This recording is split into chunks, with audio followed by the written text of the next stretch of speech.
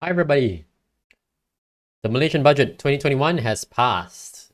It passed yesterday with no problem, exactly as predicted. Please allow me a moment just to enjoy it. My correct prediction. I did predict that it would pass without problem. I will link to a video, somewhere up here.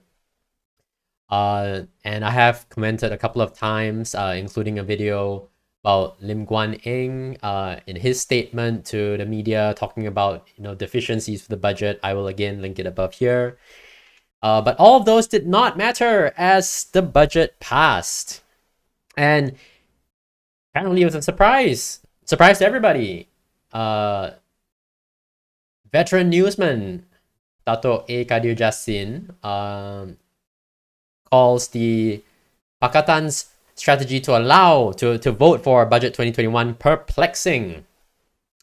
And His Majesty the King, in the rare move, Agong expresses gratitude to MPs for backing the Perikatan Nasional budget, government's budget 2021.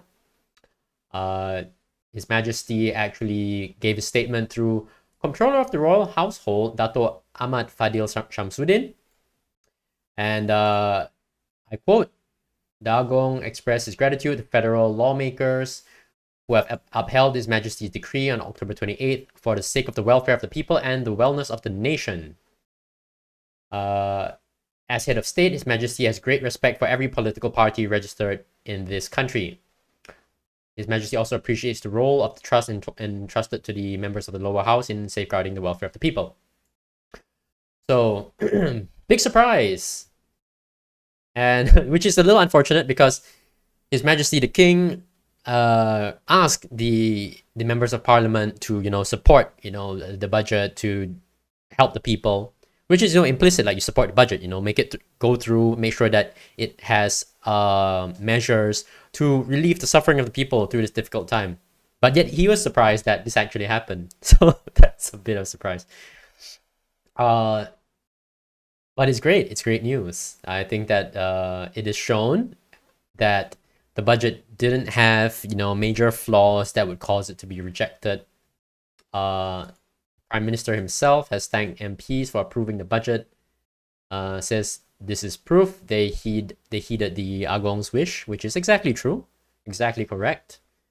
Claiming the move, the Prime Minister says this proves their maturity in making important decisions. I wish to thank all the MPs, particularly from the Perikatan Nasional, who supported Budget 2021's approval on the ground level. Yes. And there's still confusion, of course. Some of the opposition didn't quite understand, like, hey, what was going on? I thought we weren't totally agreed on this. So there's a party Amanah, which is more business friendly, Islamic oriented party. Why did the Amanah MP stand against the budget when Pakatan did not? Pakatan, of course, led by Anwar Ibrahim. Khalid is the communications man for Amanah, and he says, well, Party Amanah lawmakers who rose to oppose the budget were not informed that Pakatan Harapan MPs had been told to stand down. So he thought, my standing orders were to oppose it, so I opposed it. And that's exactly what happened. What happened in Parliament was so unexpected, we didn't have time to discuss what we were going to do after hearing about all the additions the Finance Minister was going to put into the budget. So there was certainly, a great deal of disagreement, a little of, horse trading, trying to figure out, are we going to support it, are we not, up until the last minute. It wasn't clear cut, right? Pretty clear. He goes on, the government was offering so much candy to the public, I suppose the others were worried about how it would be perceived if we decided to oppose the budget, which would mean Malaysians wouldn't get the sweets the finance minister was tossing up. Which is exactly right. I mean, everybody's suffering, so if the budget, is good for the people, what else should you do but to support it?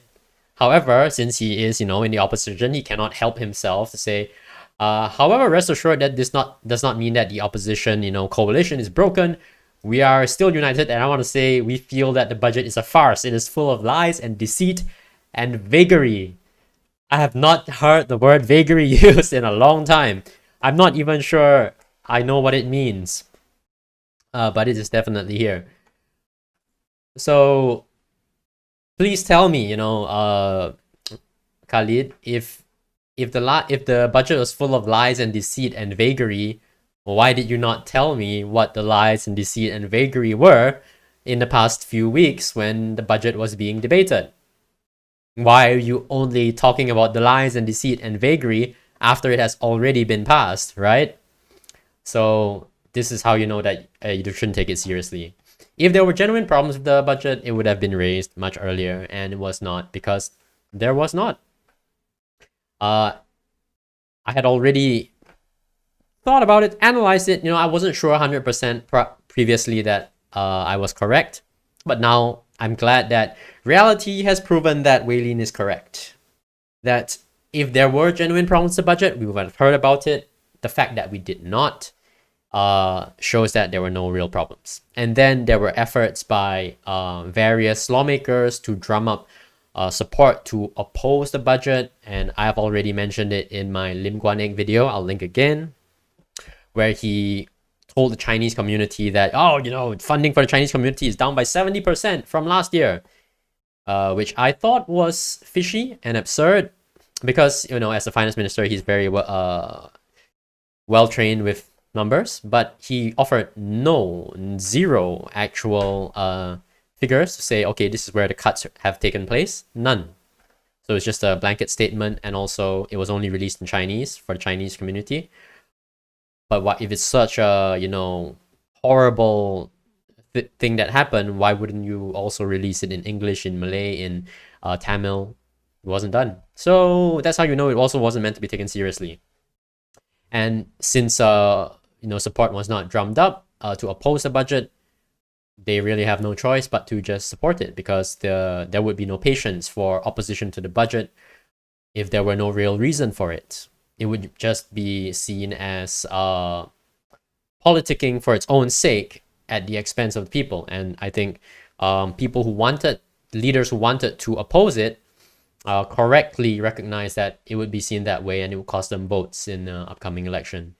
So that's it, guys. I am once again really pleased with this.